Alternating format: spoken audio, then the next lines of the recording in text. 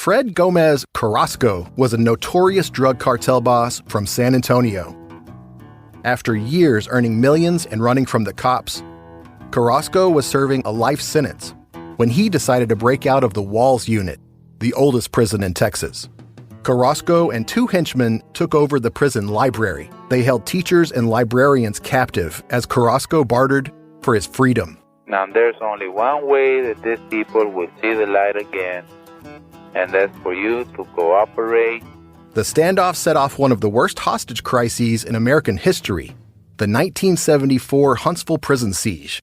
This will be our last day to live if somebody doesn't come through and help us. They're desperate men and they mean business. He's fixing to shoot me. I'm fixing to die if you don't do something right now. And the rest of us in there are going to die too. These people don't have anything to lose and they're serious. And it's all on tape.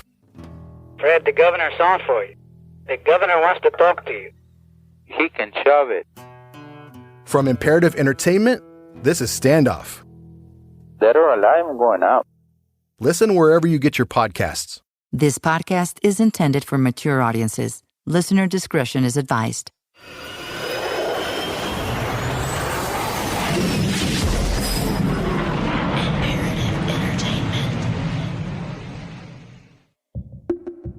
A quick note. There are two available versions of this podcast, one in English as a red note and Spanish as La Nota Roja. If you would prefer to listen in Spanish, you can do so by searching for La Nota Roja in the same podcast app where you downloaded or streamed this episode. The femicide in Juarez is an important story that has never been presented in this way before. To allow English-speaking audiences to hear testimony from families of the victims and Mexican investigators and journalists who studied these events, some interviews have been translated into English by Mexican voice actors. From Imperative Entertainment, this is The Red Note. Let's begin the program. In the first months of 1999, there was a cautious optimism in Juarez that authorities were close to solving the string of serial murders that had claimed the lives of about 200 women since 1993. The previous year, voters in Chihuahua elected pre-candidate Patricio Martinez as the state's new governor. During his campaign, Martinez said that he could stop the bloodshed in Chihuahua in 1 month. After assuming office in October, he began taking steps that would hopefully end the wave of serial murders that had terrorized Juarez. Governor Martinez announced that Arturo González Rascón would take over as the state's Attorney General, and Rascón tapped Suly Ponce to lead Chihuahua's Special Task Force for the investigation of crimes against women. The special prosecutor's post had undergone a rapid turnover in leadership since it was created less than a year earlier, and Ponce moved quickly to bolster the task force's investigative capabilities. In March, the new administration invited 4 profilers from the Behavioral Analysis Unit at the FBI to consult with state law enforcement in the ongoing serial murders investigation. Officials were hopeful that the FBI's visit would be a turning point in the case. Journalist Anne-Marie Mackler quoted Ponce as stating, "It is now possible to do this right. To make any more mistakes would be unjust to the families of the victims and the society in general." El Paso Times reporter Diana Washington Valdez. Well, the motivation of Governor Martinez was the same motivation that Governor Barrio had. He wanted to be the one who put an end to these murders, who solved them once and for all. So he reached out to the FBI, but the FBI profilers came and pretty much they operated the same way that Rustler did. They asked to see the case files. They wanted to see what they had gathered up to then, the Mexican police. And they were presented, I believe, with 70 case files. And they poured through them. Based on their analysis, the FBI profilers concluded it was unlikely that Abdel Latif Sharif, the alleged Juarez Ripper, was behind the serial killings, either as the sole perpetrator or the intellectual author of a conspiracy to kill with a gang known as Los Rebeldes. The profilers told authorities in Chihuahua that in all likelihood, most of the murders were unrelated. According to journalist Teresa Rodriguez, Chihuahua officials rejected this conclusion as not fitting with the established theory of the case. El Diario de Juarez and El Paso Time reporter Lorena Figueroa. I think the common denominator for everyone is that government officials, and that's like police or investigators, gave them hope. Oh, yes, we have a lead. Oh, yes, we have something. But at the end, they didn't have anything. So I guess that most of the family members of those girls were misled into believing that, oh, we're going to find my daughter, my mother, my sister, one way or the other, dead or alive. Of course, it hasn't gotten any better during the years, and we're talking about over 20 years now, and it's kind of the same. Girls keep disappearing. This is episode 5 of The Red Note, The Usual Suspects. My name is Lydia Cacho.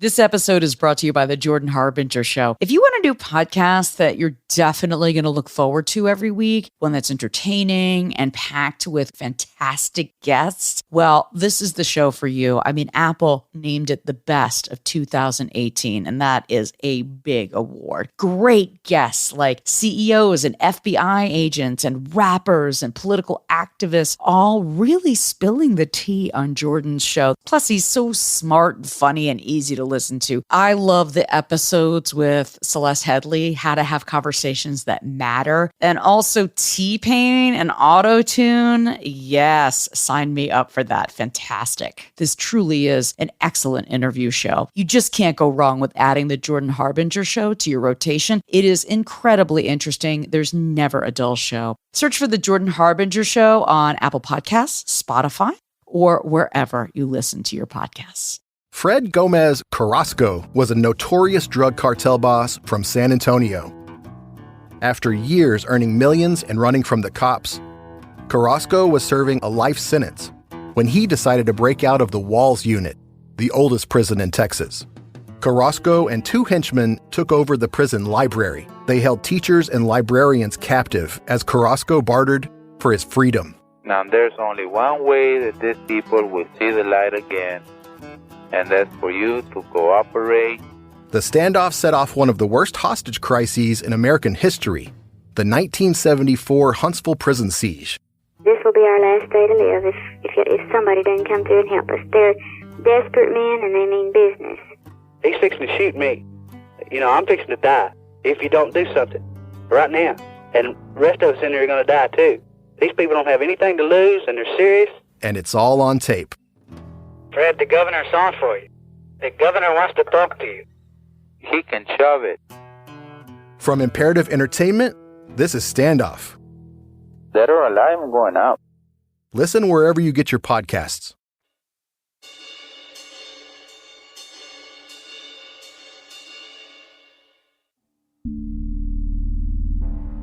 In March of 1999, a 13-year-old girl named Nancy Villalba was kidnapped along a deserted stretch of highway during her bus ride to the maquiladora where she worked. As an activist in Juarez during the late 90s, Vicky Caraveo tried to warn young workers about the dangers they might face alone on these maquiladora buses. We would be around the maquiladoras handing out on the buses. Be very careful, girls. Never stay 2 more hours after your shift. If they tell you we need to pump fuel, no, because... This was exactly what happened to Nancy Villalba. Her bus driver said, listen, I have to pump gas, but I'll drop you in front of your house. And when she realized it, she was already where she shouldn't be. And the others got on the bus and did everything they did to her. Nancy Villalba was raped and strangled by her assailants, who left her to die in the desert. They picked up a piece of concrete and threw it at her. They think she's dead. Throw some grass and more concrete on top of her like trash. But Villalba survived and walked a half-mile through the desert to a nearby village. And 2 days later, 3, some kids were playing around and heard, Mommy, help me. What the hell? Who's talking? Mommy, help me. Holy Virgin, please don't leave me. The kids went to get her moms and... Here's the sounds coming this way. We're here. Talk some more. What a beautiful thing that in that moment of despair and pain, she would call her mom. That she knew the mom would be there. By the time authorities brought Villalba to the hospital, she couldn't talk.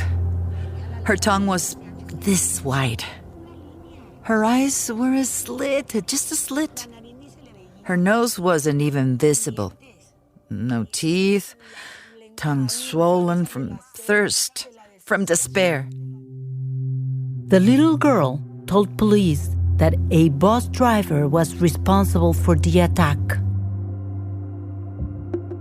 A Washington Post story reported that weeks before, Suly Ponce had begun to observe that many of the disappeared and murdered women had been seen in the company of bus drivers before they went missing. Maybe the drivers had something to do with the crimes? Ponce sent detectives out to investigate the potential link. They spent weeks following leads with no results. Then, police got a tip about a bus driver who had been arrested for assaulting his wife in the city of Gomez Palacio, about 500 miles south of the city. The woman told authorities that when she and her husband, Jesus Guardado Marquez, lived in Juarez, she sometimes saw him returning home carrying a bloody kitchen knife. Authorities in Gomez Palacio passed the information on to Ponce. Guardado Marquez, also known as El Tolteca, also known as the Jackal, also known as El Dracula, was arrested a few days later. Diana Washington Valdez. I think I found it interesting also that initially Tolteca was identified as Dracula. That was his initial nickname given to him by the authorities. I guess maybe they figured that was too much and then it just became El Tolteca. After questioning, Guardado Marquez confessed to police that he, along with 4 other bus drivers, had conspired to murder 20 women over the previous 2 years. Suly Ponce announced that the 5 bus drivers, who the press had christened Los Toltecas, had been acting under the orders of Abdel Latif Sharif. Ponce claimed that Sharif had paid Los Toltecas to carry out the murders using patent royalties that he kept hidden in a secret U.S. bank account.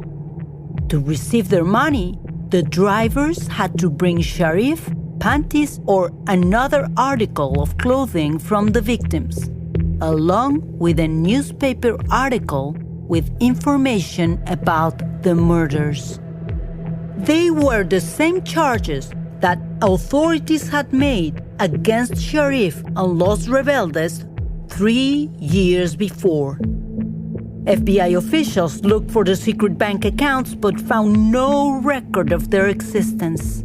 In any case, Sharif's former employers owned the rights to all the patents he developed. There weren't any profits for him to be had. In spite of the questionable allegations, Los Toltecas were charged with all 20 of the murders that Guardado Marquez had claimed for the group. Diana Washington Valdez writes that Governor Martinez proudly announced, "This nightmare is over. It's finished." I went into Cerezo to do a story, something about how prisoners lived. That's Lorena Figueroa. I was with this lawyer.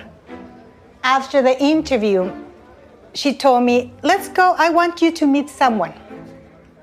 She didn't tell me who, she didn't tell me why. She said, "I want you to meet someone." In the 1990s, Cerezo, it was like a park. That's the prison in Juarez. The prisoners were doing their own thing, and I remember walking and everyone wanted me to buy like the things that they were doing because that was the way that they sustained themselves. So I sat down outside this, it looked like a little house, like a tiny house. And then this guy comes out of this little, I guess, the cell, very tall, tanned, with very good manners, very good English, and he introduced himself. "Hello, my name is Latif Sharif. And I was I was like in shock. Because this tall man, and very nice, sit down, please. And he told me this, "Let me offer you something to drink. What do you want me to bring you? A glass of orange juice or a glass of apple juice?"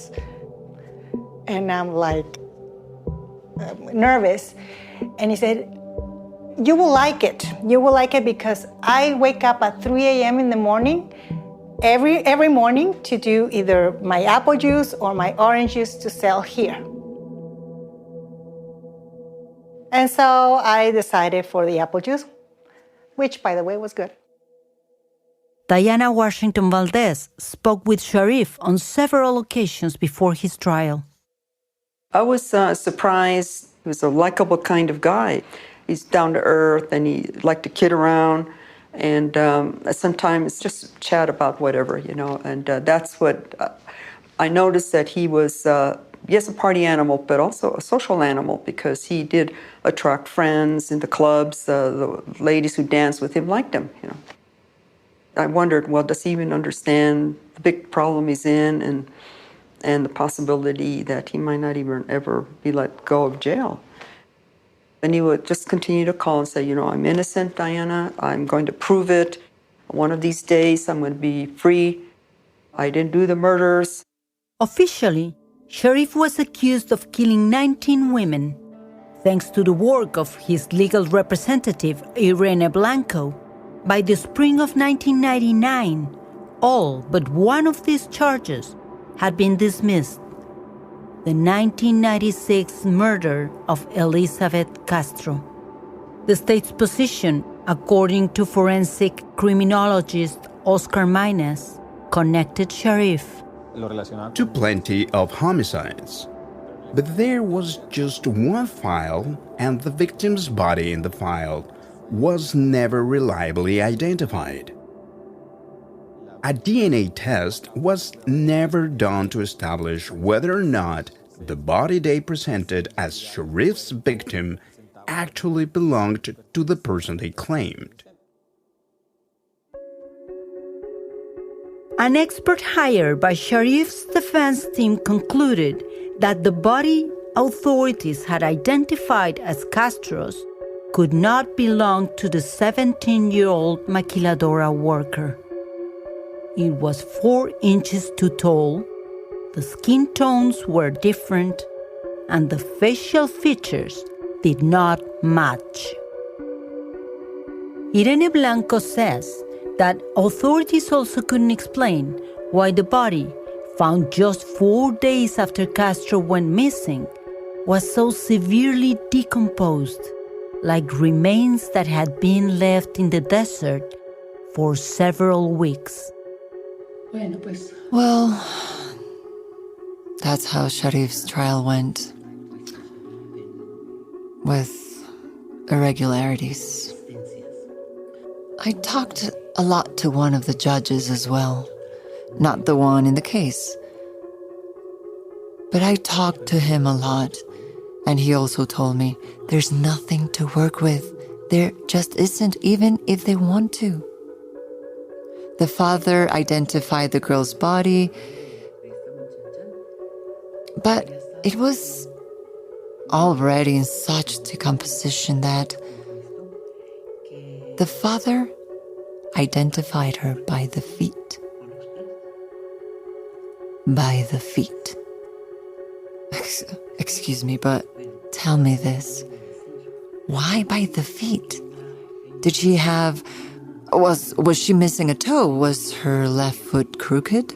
Shrunken? Did she have a big mole? So we asked for an elaboration of that. There was never any amplification. That's how it stayed. Really, I'm telling you, the magistrate would laugh. By the feet. Authorities were also having trouble settling on a story of how Sharif and the young maquila worker crossed paths, according to Diana Washington Valdez. Nobody ever saw him pick up one of these victims. These were, people who went to the clubs for dancing and drinking at night. This was Sharif's social life.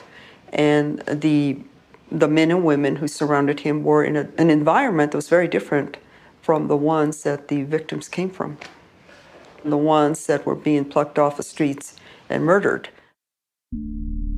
In Elizabeth Castro's case, Irene Blano says the authorities alleged that Sharif... He had supposedly met her in a bar and took her away. And then that he had gone to her house and, how did he know where she lived? And that he was hiding behind a car and he started to talk to her sister. Nothing was verifiable. If you went to see where they lived, they didn't live there. No, the sister wasn't there. They had moved to Zacatecas to work in the maquila. Nobody lived with her. I knew it was going to be difficult to get a favorable sentence. We were never going to get it. There was the prosecutor and everybody against us. Everybody against us. We took as much off as we could, but we knew it was an uphill run. Look, when the system falls on you like that, it's like you want to climb a marble wall with your hands wet. You can't. As much as you want to move forward, you feel the crush. So this judge I was talking to a lot told me, I'm going to give you some advice. Give up on the case.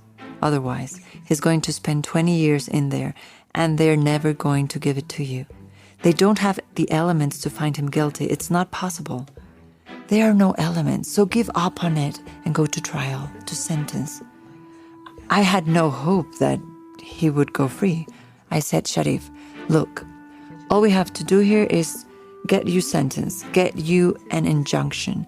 We get time and we'll see if with that time we get the opportunity to ask for the DNA or whatever you want so we can reopen that as evidence. That day, when he was going to be sentenced, I said, get ready. You're going to get a 20-year minimum. Go prepared. Don't crumble, because you have to keep fighting. And yes, I do think he got 22 or 23 years.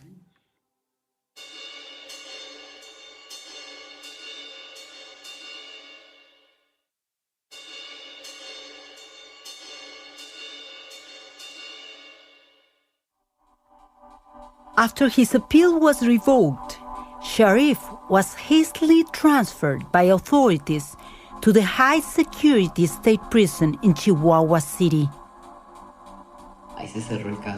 There, the case was closed because a sentence was ruled. And then, in a completely arbitrary way, they moved him to another penitentiary. Just like that, like in the middle of the night, they took him to Chihuahua to a high-security prison. Why? Well, because it was the best way to isolate and control him. I mean, he already had a sentence at that point, and the writ of amparo had not yet been filed. So, if he died in prison, he died convicted. Sharif's alleged conspirators, Los Rebeldes, who had been held without trial since their arrest in 1996, and Los Toltecas, the 5 bus drivers who were accused of 20 murders earlier that year, were also moved to the same Chihuahua prison the very same day.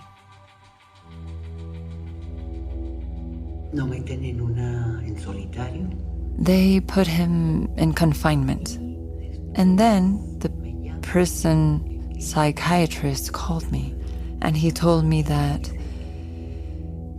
he had just quit because he didn't want to lend himself to the psychological torture that was being done to Sharif, besides the drugs that they were giving to him.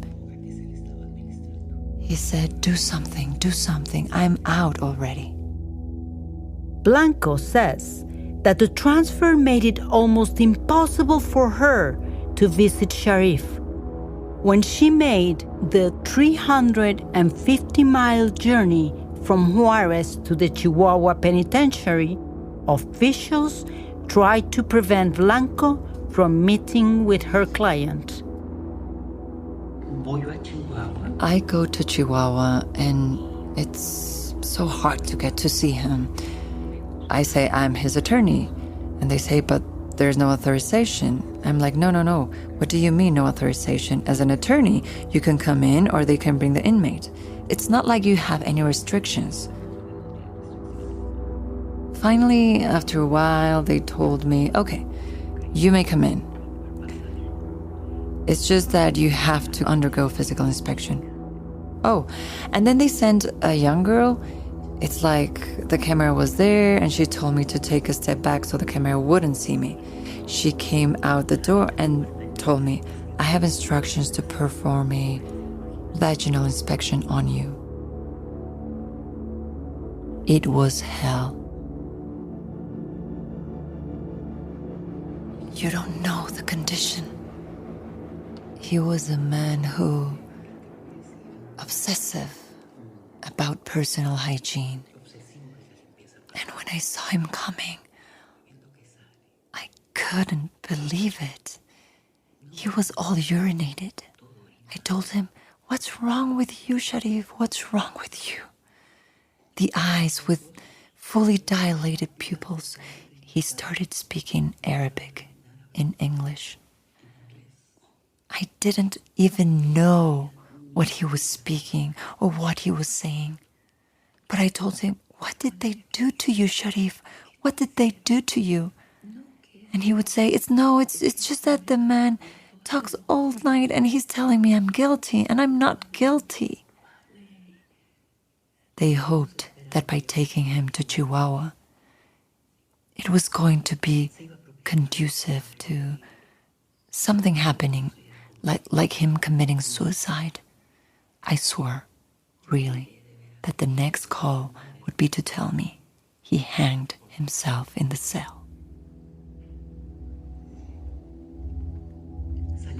When I got out of jail, I called a meeting with human rights and the press.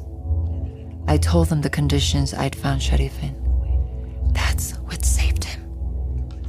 And so then they called to my sister's house saying they wanted to talk to me, and they said they were talking from human rights right before I was going to the press conference, and they were leaving messages to me with her, letting me know that I should cancel the press conference. And of course I was with my sister, and I said no, and I did go to the press conference, and there I saw them, and they said, cancel the press conference, tell them you have nothing to say. I do have a lot to say, and I can't stay quiet. Blanco told the press about the conditions in which Sharif was being held in Chihuahua, and she told them about the death threats she began receiving on her answering machine. Look, I was always under threats. They called me and they told me to back off, that I was going to regret it, that they already knew who my children were. Of course, all this was with cursing, insults, and so on. I always said, their bark is worse than their bite. But they did bite. Shortly after the press conference, Blanco was getting ready to leave the house. My daughter was a psychologist, and every day at noon I would pick her up and we'd drive home. It was the same route for both of us. On that day, I didn't go because my son asked, "Can I borrow your truck?" "Yes, but you pick up Christy." "Yes, I'll pick her up." Washington Valdez writes that Blanco's son, Eduardo, was driving with his friend in downtown Juarez when a pickup with tinted windows pulled alongside and fired several rounds into his mother's truck. Eduardo was struck in the femoral artery. Somehow, he managed to step on the gas and make it to a nearby emergency room. When the doctor discharged him, he said, "You're very young, you're going to make many decisions in your life, but the most important one, you've already taken it. That was not stopping to keep driving here. If you had waited for an ambulance, because the femoral bleeds out in 7 minutes." Both of the boys survived, but the shooting was never investigated by police. Does Blanco think she may have been the target of the attack? Of course. It was my truck. It was the route I drove. Every afternoon, I would pick up Cristina. At that time, Cristina and Eduardo have always been very supportive of me. They've respected me a lot in what I've decided to do. They don't interfere. They just give their views. But Cristina was the one who told me once, almost crying, "We have to do something. We can live in fear. Yes, you're right. We can live in fear, Cristinita. Blanco and her family left the state of Chihuahua a few weeks after the shooting. She would not set eyes on Abdel Latif Sharif for another 5 years. Irene Blanco was the first attorney to be threatened and attacked in Juarez, but she wouldn't be the last. The constant fear of reprisal for anyone who spoke out against the conspiracy of silence in Juarez made covering the story of the missing and assassinated girls a complex job for the few reporters willing to investigate these cases. The mothers of the victims, the lawyers, the families of the falsely accused men, the female special prosecutors, and even the forensic aides inside the district attorney's building, all were threatened. Nobody had the right to talk to us journalists. Those who did often paid a heavy price. In early 2001, Teresa Rodriguez writes that Suly Ponce took to the airwaves to announce that with the conviction of Abdel Latif Sharif and the imprisonment of Los Rebeldes and Los Toltecas, the women of Juarez were no longer in danger. Ponce said that her office had solved nearly 60% of the serial murders that had occurred in the city since she was appointed special prosecutor, and that the total number of femicides had fallen sharply over the last year. In very little time, Ponce said, I'll have the pleasure of openly saying that in Ciudad Juarez, there is not one sex crime.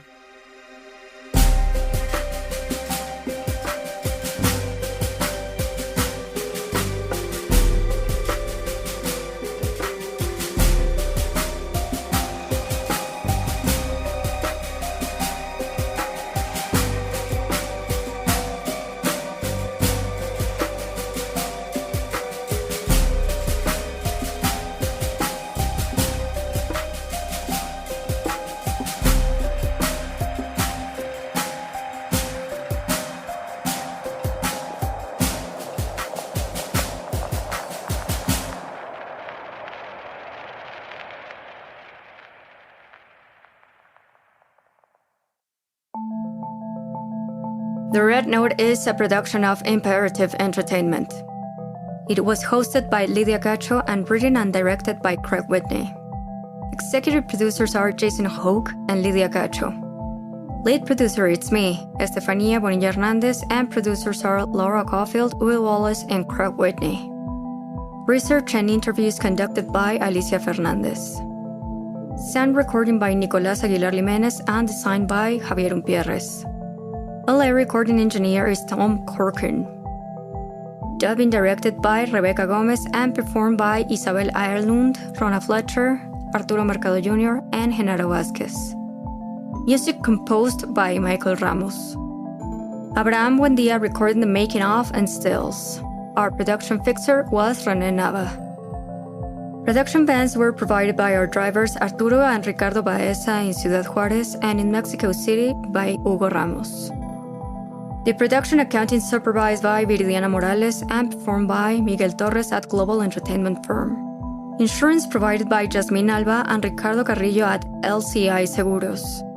Lorena Olivares is assistant to the director. Legal services provided by Laura Caulfield in the U.S. and in Mexico by Laura Marvan at Marvan Pitol Abogados. The production was coordinated by Minerva Bolaños and supervised by Héctor Subieta.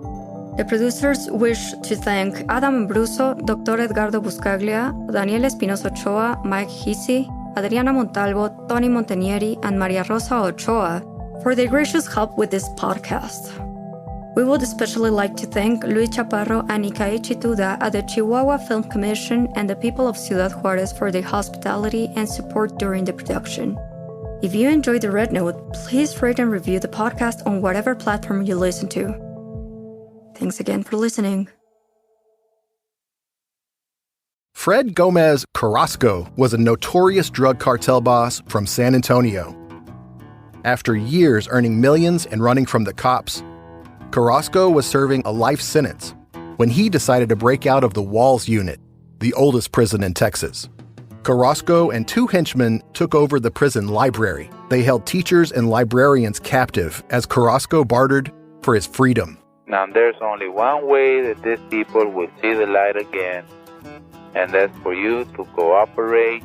The standoff set off one of the worst hostage crises in American history, the 1974 Huntsville prison siege. This will be our last day to live if somebody doesn't come through and help us. They're desperate men and they mean business. He's fixing to shoot me. I'm fixing to die if you don't do something right now. And the rest of us in there are going to die too. These people don't have anything to lose and they're serious. And it's all on tape. Fred, the governor's on for you. The governor wants to talk to you. He can shove it. From Imperative Entertainment, this is Standoff. Dead or alive, I'm going out. Listen wherever you get your podcasts.